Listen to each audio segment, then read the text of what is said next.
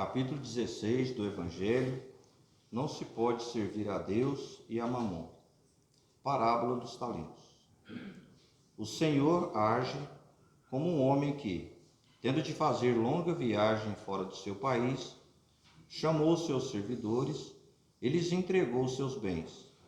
Depois de dar 5 talentos a um, 2 a outro e 1 a outro, a cada um segundo a sua capacidade, partiu imediatamente. Então, o que recebeu os 5 talentos foi-se, negociou com aquele dinheiro e ganhou 5 outros. O que recebera 2, ganhou do mesmo modo outros tantos. Mas o que apenas recebera 1, cavou um buraco na terra e aí escondeu o dinheiro de seu amo. Passando longo tempo, o amo daqueles servidores voltou e os chamou às contas.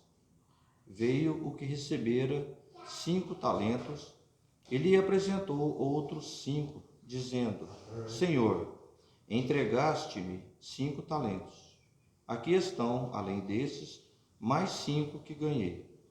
Respondeu-lhe o amo: servidor bom e fiel, pois que foste fiel em pouca coisa, confiar-te-ei muitas outras. Compartilha da alegria do teu senhor.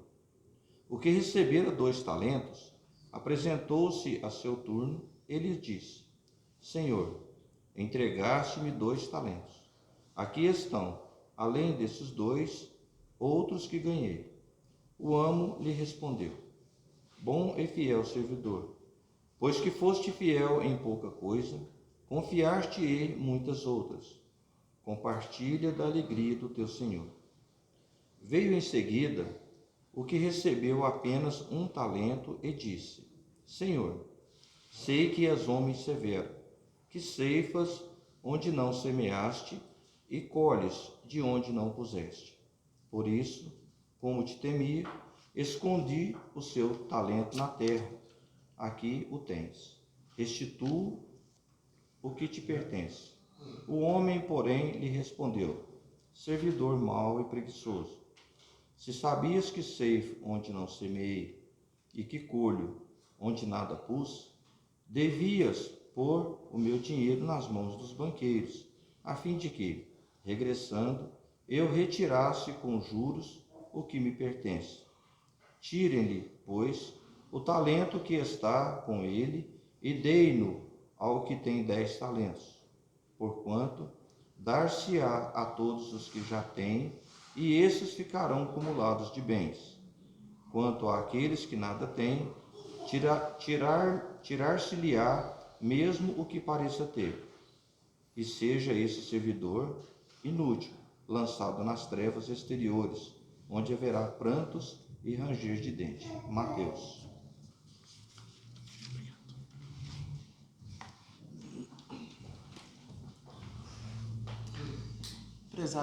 Prezados irmãos, sejam mais uma vez muito bem-vindos a essa casa, né? Que Jesus possa iluminar os nossos pensamentos, as nossas palavras, para que a instrução da noite de hoje possa, além de trazer maior compreensão sobre a verdadeira ação espírita, também trazer a consolação necessária para que venha abrandar todas essas dificuldades que nós estamos vindo sofrendo, seja com pandemia, seja com guerra, algumas pessoas em relação ao preço do leite, do combustível, são várias divergências, né? E nesse sentido, querendo ou não, encarnados, nós vivemos com todas essas dificuldades. Nada melhor de começar a palestra, começar essa pequena conversa com os nossos irmãos, como um exercício de empatia, né? Empatia é aquele exercício que a gente se coloca no lugar do outro.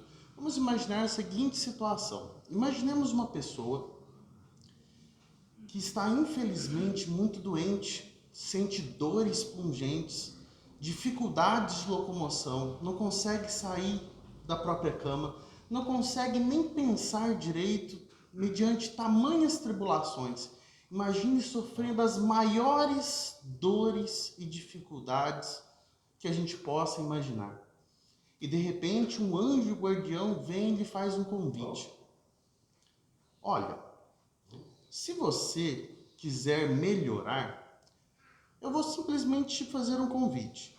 Imagine o seguinte, você vai precisar simplesmente ser testado, provado, mas por apenas alguns segundos, né? Para que toda essa dificuldade, para que toda essa chateação, toda essa perturbação venha a se encerrar. Eu pergunto a vocês, será que vocês aceitariam o convite se estivessem no lugar dessa pessoa? Com dificuldades, com fome, com frio? Será que vocês aceitariam o convite? Provavelmente sim.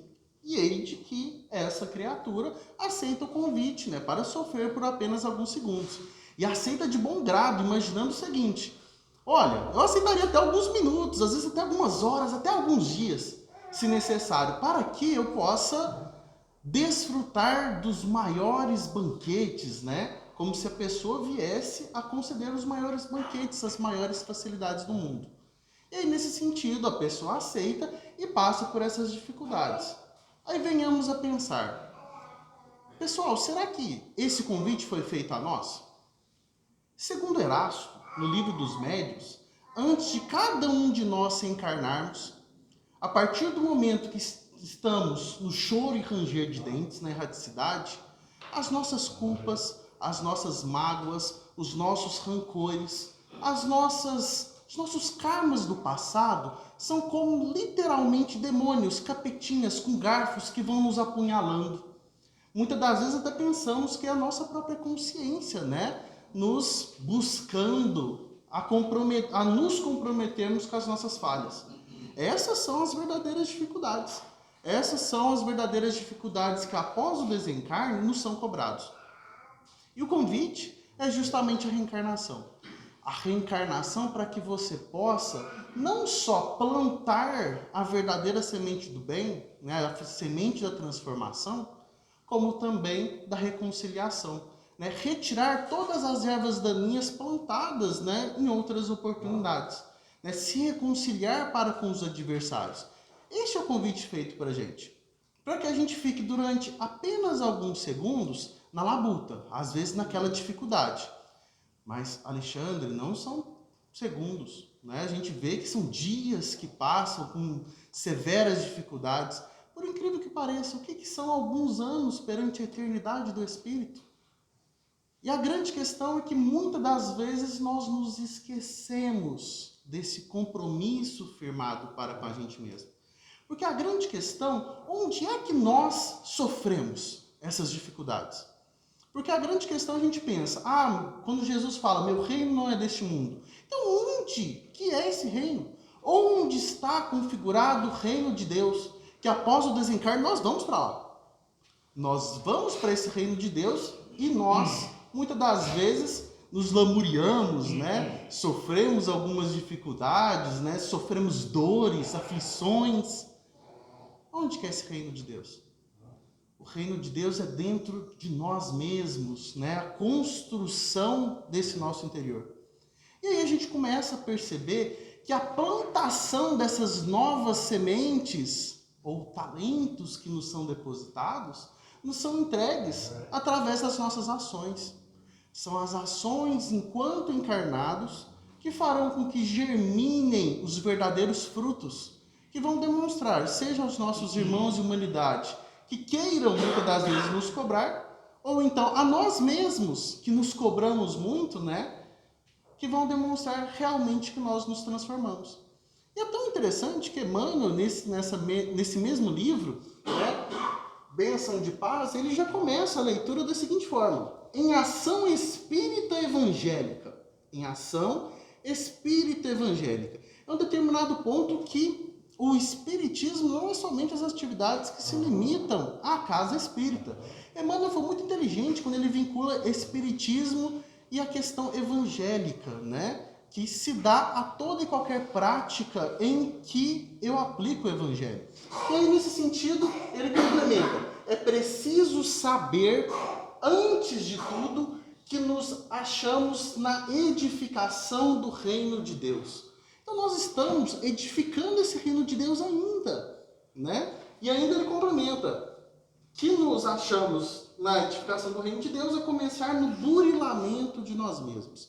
Então não é novidade para nós que nós estamos sendo burilados, né? A ação de burilamento é como se fosse um atrito uns para com os outros. Diferente dos animais, né, nós já somos movidos por sentimentos, né, que além dos instintos faz com que nós necessitamos conviver uns para com os outros.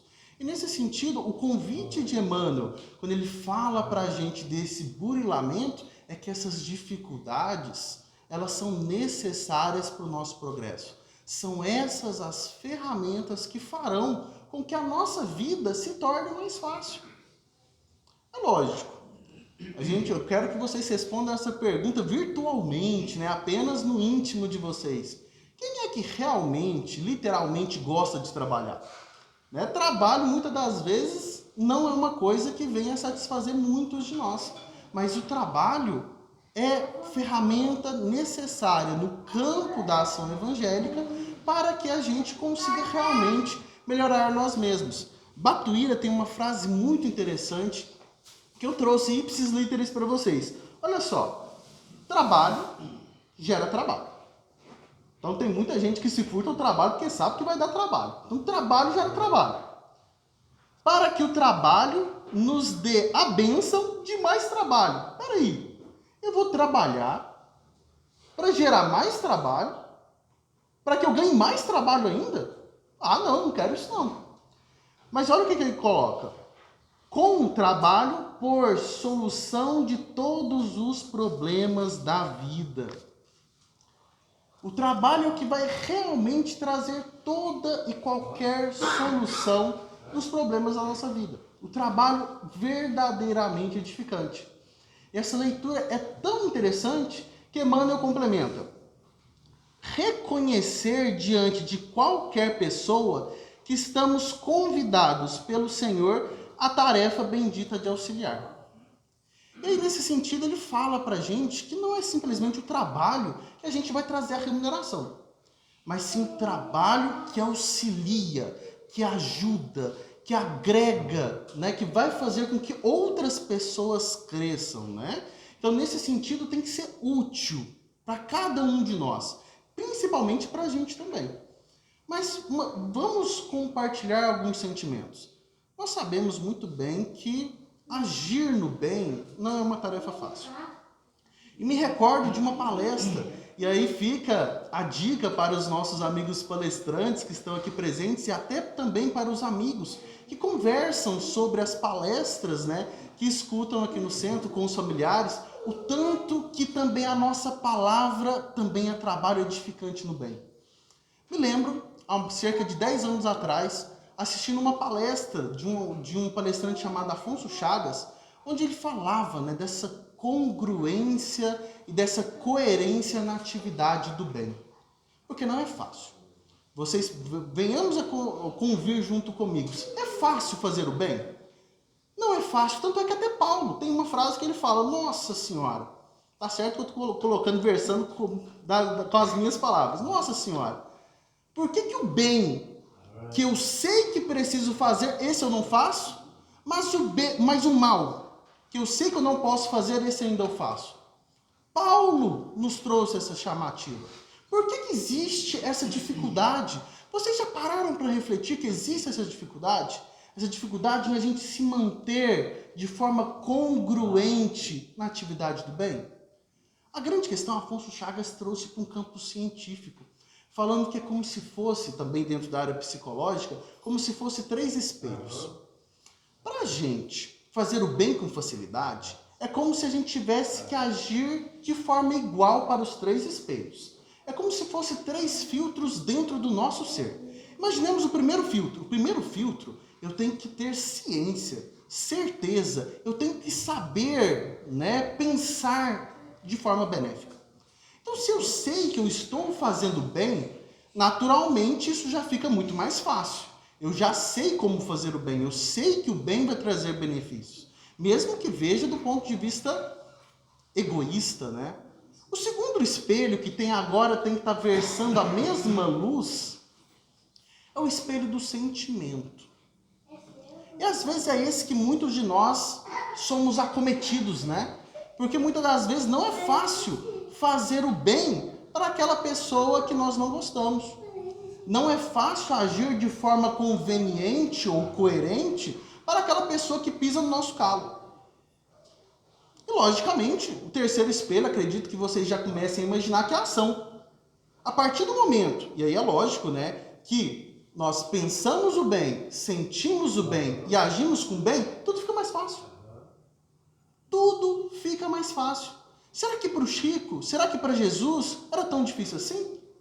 A todo momento, pegamos os relatos, né, dos seus historiadores, que o Chico se pegava estudando. Então, cada vez mais que Chico fugiu, pode procurar ele no banheiro. Ele está lá estudando. Livro dos Médiuns, Livro dos Espíritos, Evangelho, pegando as obras básicas.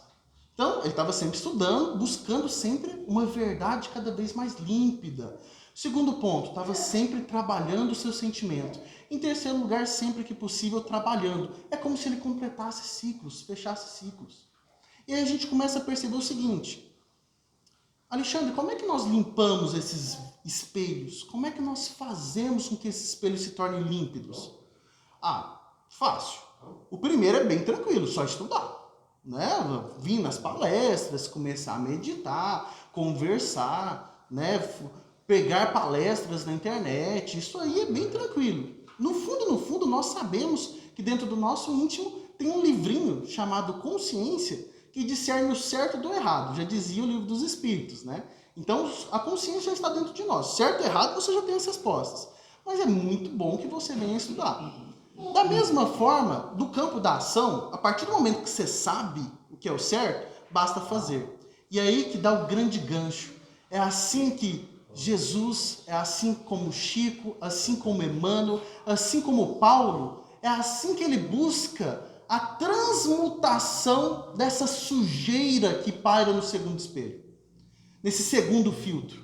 Porque nós apenas conseguimos transformar o sentimento através do momento em que a nossa ação em relação ao outro muda. É um foco que parte de nós para o próximo. E por isso que em diversas leituras nós falamos, né? Nós não, né? O Evangelho, Jesus, só é possível chegar a Deus através do próximo. Porque é somente no próximo que eu tenho a trajetória para Deus. É só fazendo ao próximo que eu faço até Deus. Porque na hora da separação, né, dos bons e dos maus, na hora de separar quem vai realmente permanecer ao reino de Deus, passando à sua direita e vai para a esquerda ao choro ranger de dentes, aqueles que realmente tiveram ações evangélicas, ações espíritas, ações que realmente venham a transformar dentro de si. Porque essa transformação é interna. E a gente só transforma o interior ajudando o próximo. Então, essa congruência, ela é fatal. Ela é fatal para que o bem se torne uma atividade comum, habitual, rotineira dentro do nosso dia a dia. Mas só vai se tornar fácil a partir do momento que a gente limpa o nosso coração, a gente limpa o nosso sentimento. Alexandre, isso não é fácil, eu sei. Porque muitas das vezes, não, eu não vou fazer o bem para aquela pessoa. Não, eu estou condicionando o meu bem. Eu não vou, por exemplo, eu não gosto de limpar banheiro. Não vou limpar banheiro. Eu não gosto de fazer isso. São nas pequenas ações. Gosto muito de um ditado popular. Você já viu alguém tropeçar em montanha? Não, ninguém tropeça em montanha. A gente tropeça em pequenos pedriscos. São atividades vulgares do nosso cotidiano que a gente testemunha verdadeiramente se a gente está com Cristo ou não está com Cristo.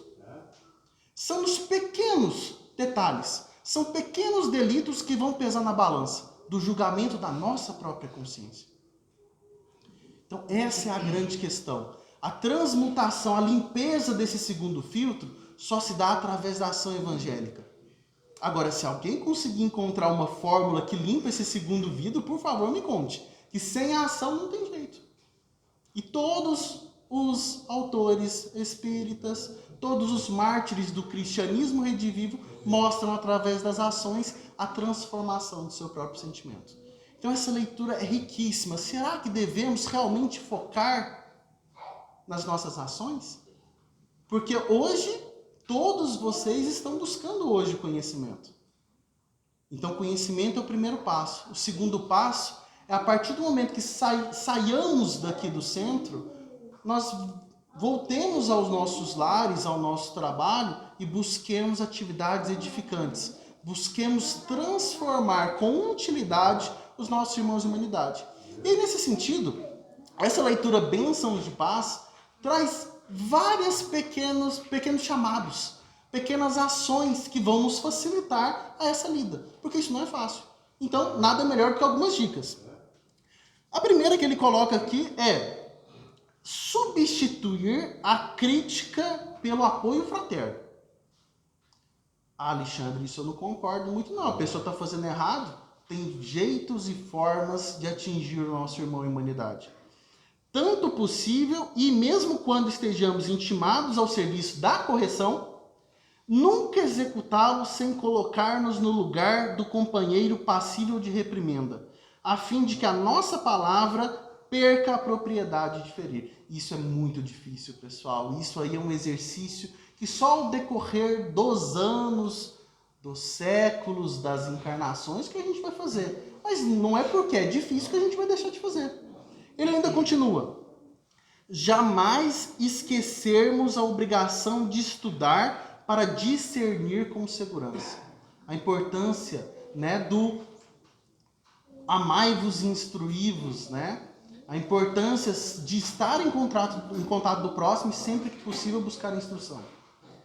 Considerarmos com apreço e gratidão o esforço construtivo de todos os companheiros.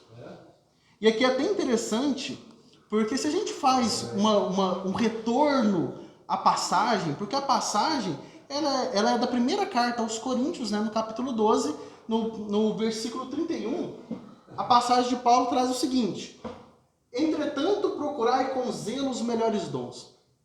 É interessante porque quando a gente volta aos versículos anteriores, o que Paulo estava querendo dizer aos coríntios? Ele estava literalmente dizendo que todo ser tem papel fundamental.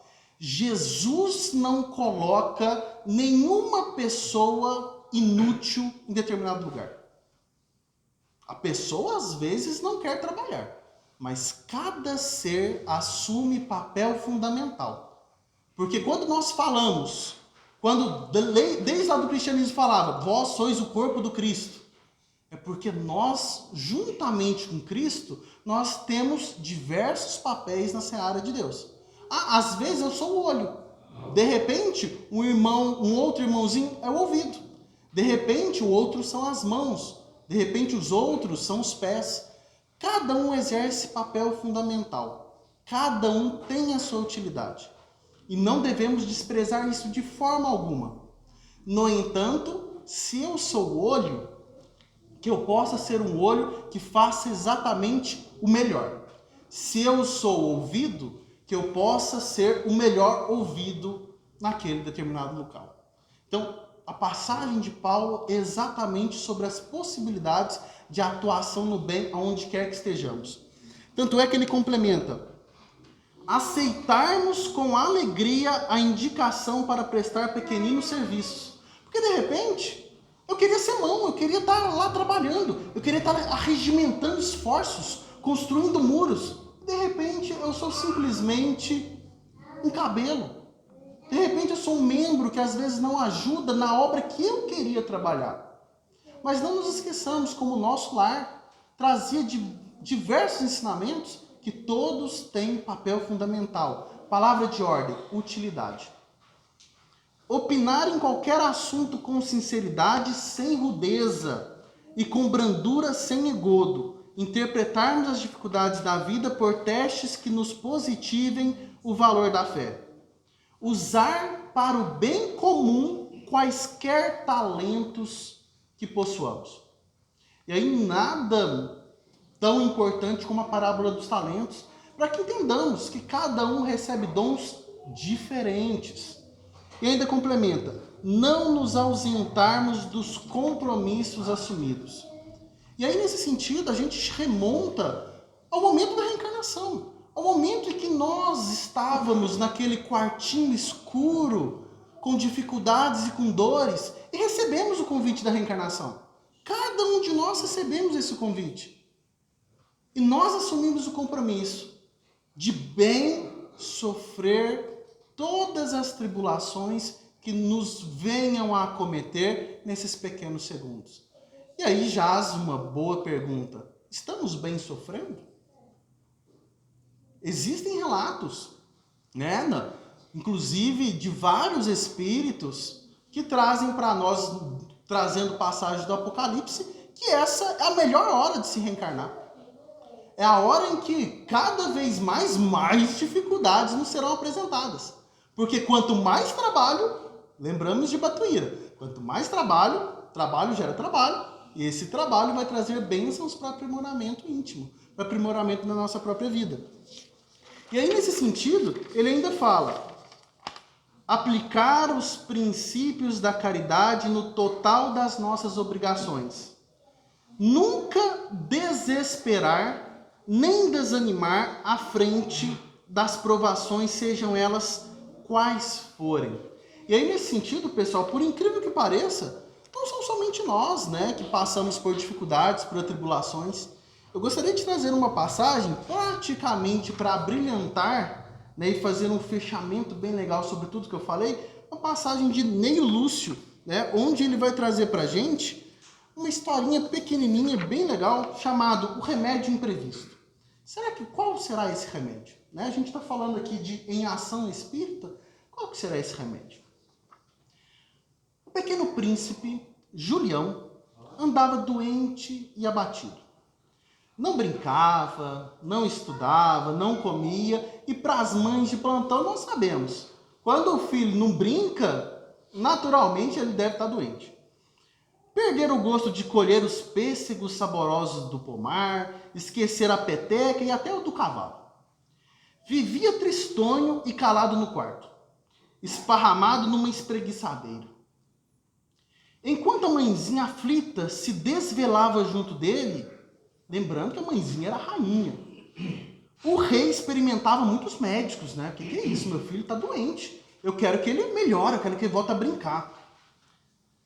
Os facultativos, porém, chegavam e saíam sem resultados satisfatórios. O menino sentia grande mal-estar. Quando se lhe aliviava a dor de cabeça, vinha-lhe a dor nos braços. Olha só que interessante. Quem se lembra do quartinho lá do início, né? Quando os braços melhoravam, as pernas se punham a doer. O soberano, o rei, preocupado, fez convite público aos cientistas do país. Recompensaria nababescamente a quem lhe curasse o filho. Depois de muitos médicos famosos ensaiarem, apareceu um velhinho bem humilde, que propôs ao monarca diferente medicação, só que com uma condição. As condições são as minhas. Você vai me entregar seu filho e quem manda nele sou eu. Ok? Ok. O pai aceitou as condições e no dia imediato o menino foi entregue ao ancião.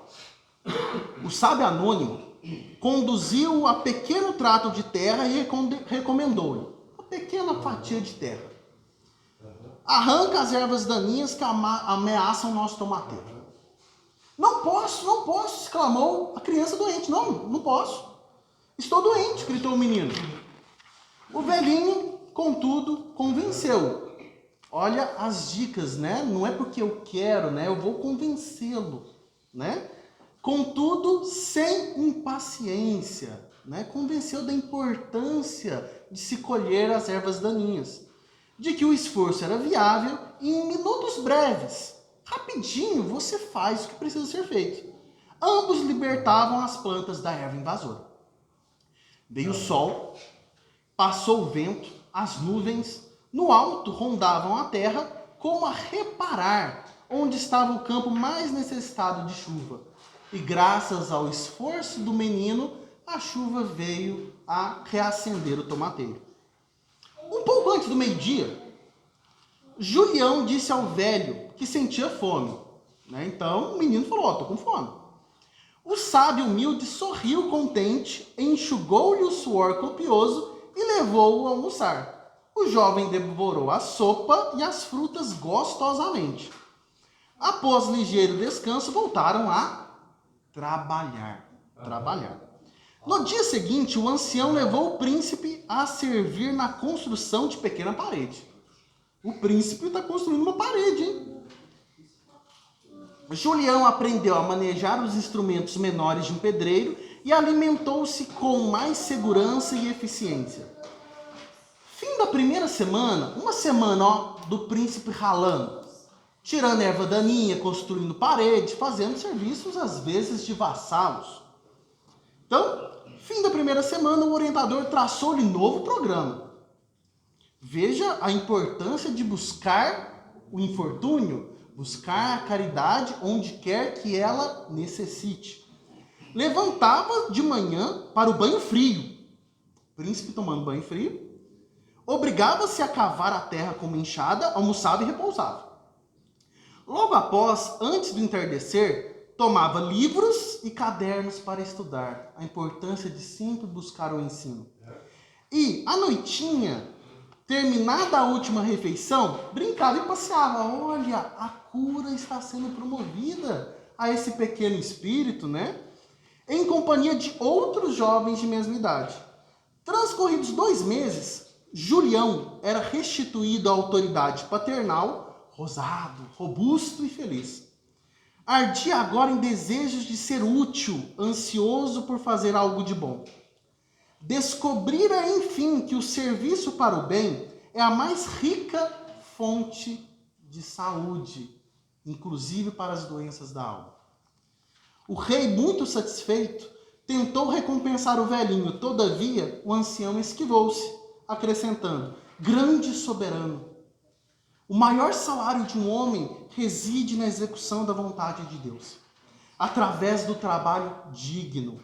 Ensina a glória do serviço aos teus filhos e tutelados, e o teu reino será abençoado, forte e feliz. Dito isto, o ancião entrou na multidão e sumiu. A dica principal da leitura, da mesma forma como o príncipe Julião, é que nós nos dediquemos ao verdadeiro trabalho na seara de Deus, que deseja para que nós façamos o bem, a caridade, né? O amor ao próximo. E se eu posso deixar uma última dica para os nossos irmãos, como é que eu posso saber se a minha ação realmente ela é espírita? Se a minha ação realmente vai promover melhorias em qualquer lugar? Para quem não sabe, o espiritismo também nasce juntamente da filosofia com Sócrates e Platão. E uma pequena última historinha, muitos devem conhecer os 3 filtros de Sócrates, né? Certa vez, uma pessoa, né, foi ao encontro de Sócrates cochichar no ouvido dele. Sócrates, tenho uma importante notícia para te dar. É urgente. Aí, lógico, o ancião Sócrates, muito prudente, falou: pera lá. Tá certo que ele não falou pera lá é meu jeito de falar. Mas pera lá. O que tens a me dizer? Tem certeza absoluta que é verdade? Aí, lógico que o cara já começou a tremer nas bases. Ele falou: opa, olha, eu não sei não. Antes do discípulo comentar mais algo, Sócrates já emendou: o que tens a me dizer vai ser útil para alguém? Seja para mim, seja para você ou para qualquer pessoa? Sabe, eu acho que não, né? E ainda assim, será o que tens a me dizer é bom? É bom para mim? É bom para você ou para alguém? Não, Senhor, não é. Então, não furtes ao trabalho. Vá buscar algo bom, verdadeiro e útil a se fazer. Então, a mensagem que eu deixo para vocês nessa última dica: em qualquer ação que venhamos a cometer, né, a buscar os nossos esforços, sei que é um trabalho difícil, mas se vocês conseguirem buscar no íntimo de vocês a pequena e rápida reflexão, o que tem a fazer é bom, é verdadeiro e é útil, tenham certeza de uma coisa: vocês estarão atingindo os objetivos e os ideais crísticos quando Jesus nos convida a amai-vos e instruí-vos. Então, que Jesus, na sua soberana bondade e misericórdia, possa iluminar os nossos corações e conduzir-nos à caminhada do progresso.